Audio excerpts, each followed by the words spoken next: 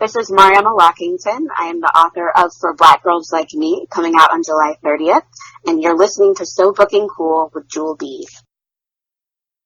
Welcome to So Booking Cool. It's Jewel B. Stay tuned for my conversation with Mariama J. Lockington, Part 1. Also, check out her author piece, Bosom Friends and Pen Pals, in For Black Girls Like Me on SoBookingCool.com. I hope you enjoy. Mariama, I'm so thrilled to talk with you, and I really like your name, by the way. Oh, thank you. I like my name, too. Do people ever pronounce it wrong? Yes, all the time. Most often, they think it's Mariana with an N at the end, which is a beautiful name, but it's not my name. So often, yes, people do mispronounce it, which I don't mind as long as, when I correct you, you try to pronounce it correctly. But yeah, it gets mispronounced or just mistaken for a different name often. And, I have to also ask, I noticed that you have the J as a part of your name and your pen name, should I say. So I like that, by the way, but what inspired you to have the J?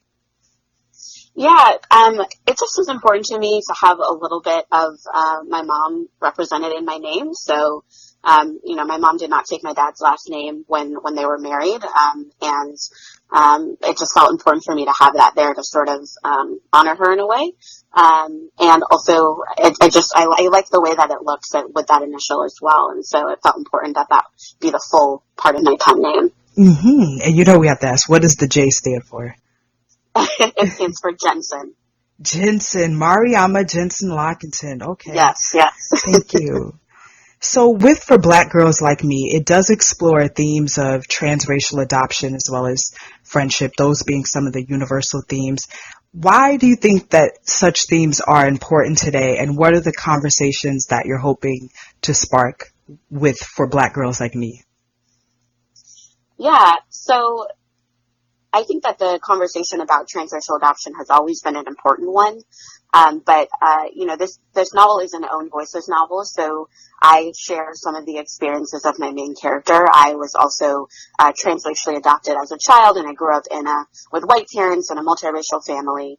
And, for me, when I was growing up, my family was sort of the norm, growing up in that family, but also, obviously, the way that my family members and I operated and got treated when we're out in public was very different based on, how we looked and our skin colors. So I was always looking for books that were about young Black girls. I was looking for books that, were about young Black girls who were adopted, and I didn't find those books when I was growing up.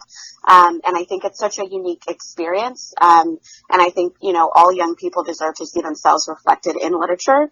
And I didn't find that when I was growing up. So it was important for me to write this book in some ways because it was a book I couldn't find when I was the age that I would have really needed this book as well. And I think that friendship is such an important thing when, I think throughout life it's an important thing. But I think, especially when you're a young person and you're trying to figure out who you are in the world, who your people are, and are sort of trying to define your identity, I think friendship really helps you sort of find your voice and your balance in the world as well. And so exploring those two topics are really important. I think also as far as transracial adoption, I think there are a lot of narratives that exist in the media and in the world that really center the voice of adoptive parents.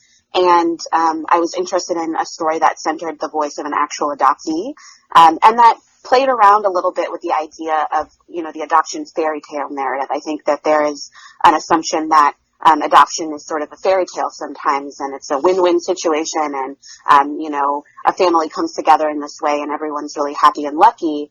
And those things can be true, but there's also a lot of grief and unknown things, and just wondering and challenges that come up with the experience as well. And so it was really important for me to put that into a book.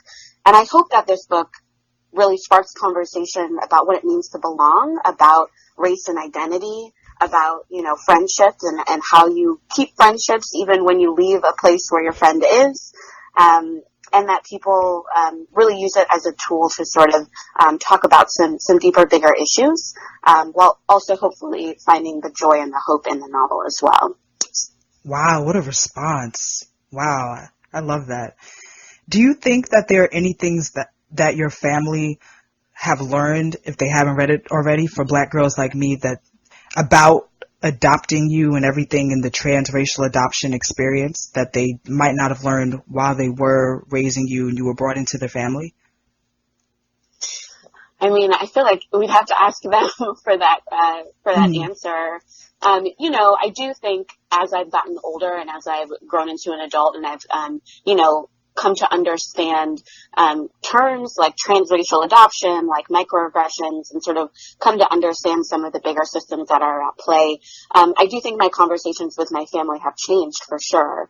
And I have been a little less willing to be silent about some of the uncomfortable things that come up when you're growing up in a family that where people don't share their same experiences. And so I think in that way we have been trying to learn how to communicate with each other in a new way.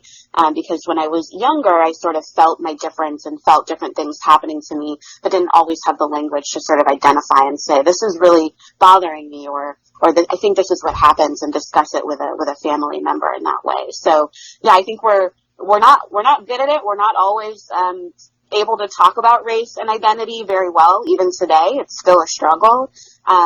But I do think that as I've grown up and as I've become an adult, we have been learning a little bit more about each other, and there's things that we've had to consider a little bit more about how we show up in the world as well. Mm-hmm. Okay, so is that part of also what you're hoping that parents of transracial adoptees will get from reading For Black Girls Like Me?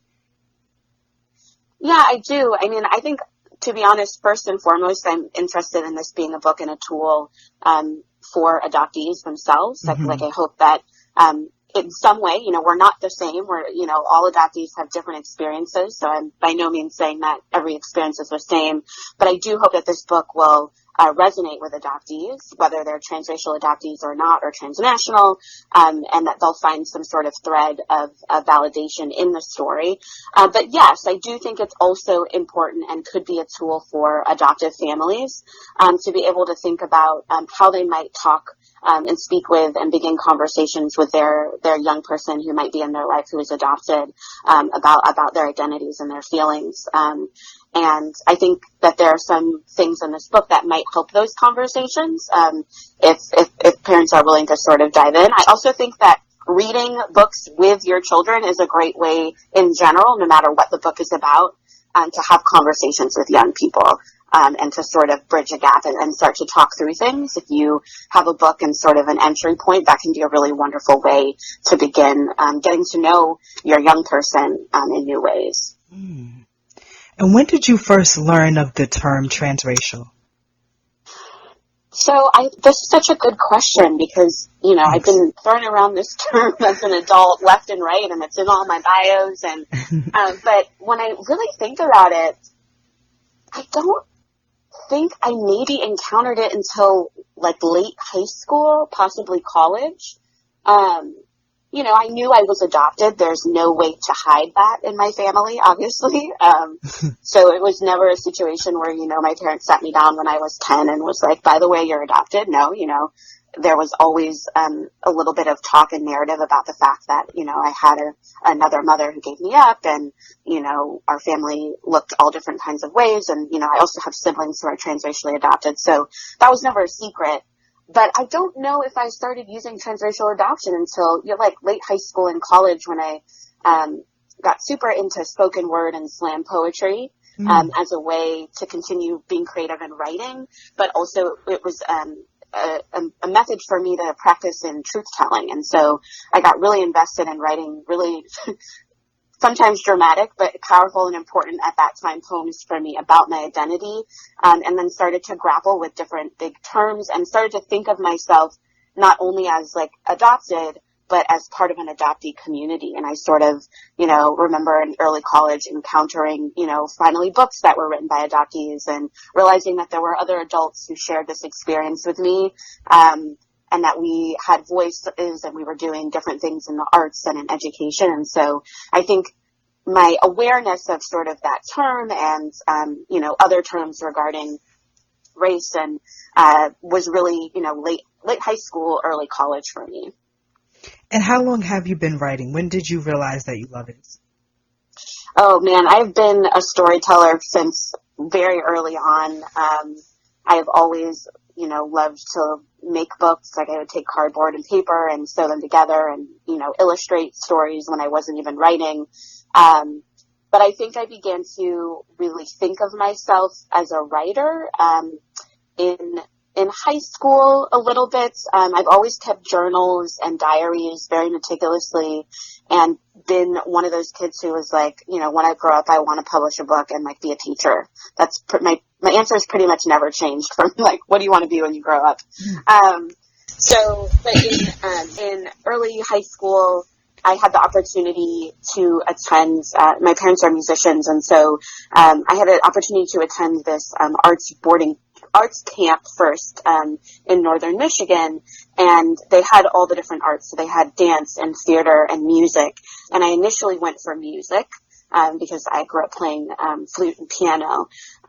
But they also had a creative writing program. And so one summer I went for music, and then the next summer I really advocated and said, I think I really want to go for writing. I really love writing and storytelling, and that looks really cool. And so I switched over to creative writing that next summer, and then continued to go to that camp as a writer, and then also as a high schooler attended their boarding school for my senior year and graduated from that boarding school as a creative writing major. And so it was really those years where I started to work on like craft and, explore all the different genres and actually, think of myself as like, okay, I'm a writer and I'm going to continue to work on this and practice this, in the same way that, I see my parents like practicing their music, and my family members practicing their music. Speaking of writing then, how do you overcome writer's block?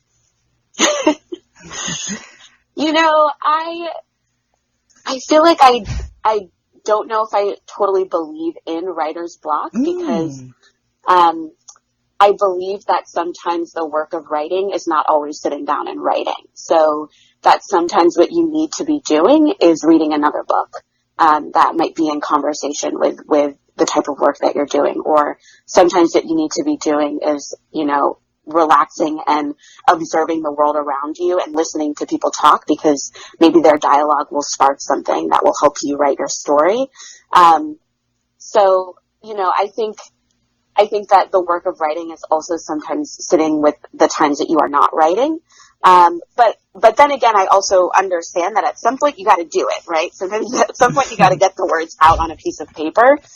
So for me, I think it's when I'm feeling like, okay, this is now the time where I need to like sit down and write. If I get to that point, I'm a Capricorn. I like schedules and plans. And so, I don't necessarily actually write every single day, but I will look at my calendar for a week and set out specific like writing blocks of time. And then if I get to that block of time and I'm having, for whatever reason, I'm struggling to get a scene out, one of my techniques that I like to do is just like a free write or a free journal. So I'll close my computer, open my notebook, and set a timer for a minute. And for that minute, I'll think of like one phrase, like I believe.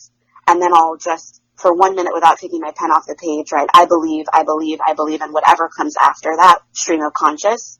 And then for the next minute, I'll write, I don't believe, and then whatever comes after that sentence for the next minute. And sometimes those free writes help me sort of get past that initial, like, oh goodness, now I have to do this, and help me enter the writing in a different way. So yeah, I think it's important to sit with those moments where maybe you're not creating on the page yet, but something that you're doing in the world is going to help you and be in service of the project that you're working on. And then when you sit down, if you are having trouble, just letting yourself stream of conscious, get something down, even if it's not exactly what you thought it would be that day. That is so true. It's the life of a writer is more than just sitting down and writing. Do you also type?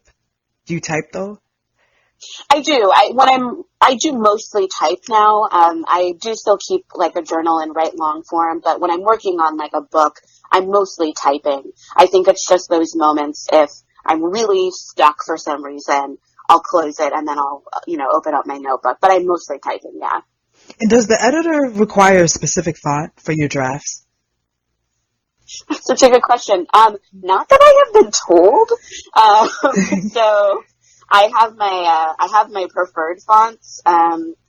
And not that I've been told, and maybe I just haven't been turning in drafts with like really terrible fonts, but not that I've been told, no. What's your go-to font?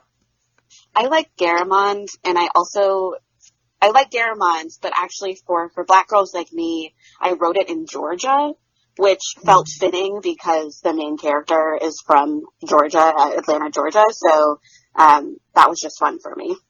Wow, that's so interesting. Yeah, so font does play a part, like when you're writing a book. Yeah, I think so. I mean, I think if you ask most writers, like they have very strong feelings about fonts.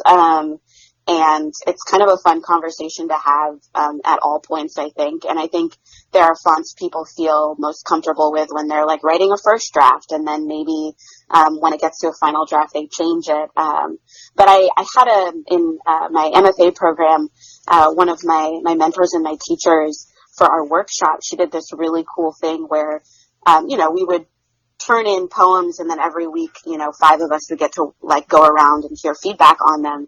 And for the very last week, she was like, okay, everyone bring your poem that you want workshop next week, but put it in a different font, because we all got to know each other's poems by their fonts over the course of that workshop. And they were supposed to be anonymous. So she was like, everyone bring your poem in a different font, one that you don't normally use, that we wouldn't expect for you, and don't put your name on it.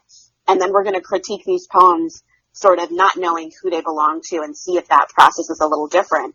And it was a really cool exercise because some people still were able to identify, oh, this is, Mariama's poem based on the tone of it, or the way she, she uses words and line breaks, and some people like couldn't identify whose poem it was. So it was kind of a cool exercise in changing fonts and seeing what happens.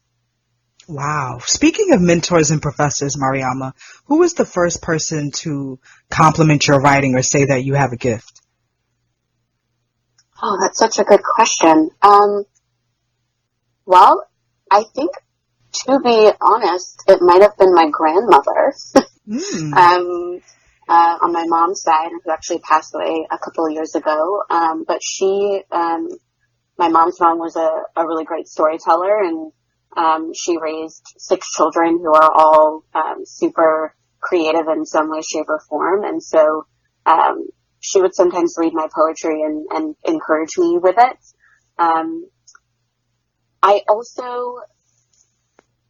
I think teachers also in high school complimented me when I would turn in essays and things like that, as far as my poetry went.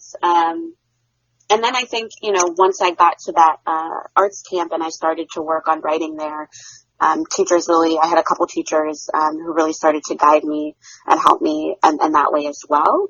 But yeah, I do think it might have been my grandmother who told me to keep writing and telling stories in the first place, beyond just sort of, what I was scribbling in my journal and my diary.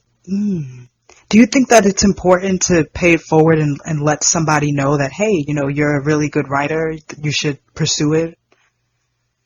Oh, I mean, absolutely. And, my other passion is that I've worked in education nonprofits for 10 years. Specifically, I spent 6 or 7 years working for 826 National, which is a network of creative writing and academic sort of writing and tutoring centers for youth. And so one of my favorite things to do beyond, writing is actually to do writing workshops and sit down with young people and listen to them sort of work through either telling their stories or putting their stories down on the paper in words or in images. And I think it's such an important thing to do. I think young people tell stories all the time, every single day, whether they want to be a writer or think of themselves as writers. And so I think it's really powerful when you're able to sit down with a young person and just, say, your story is important.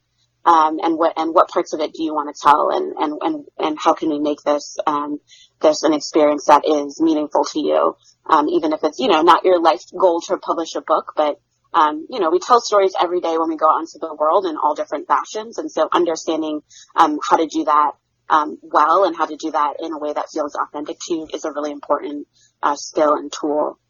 So I think it's absolutely important. I love reading the work of young people. It is oftentimes so unapologetic and open and brave and courageous in ways that sometimes adult writing is not.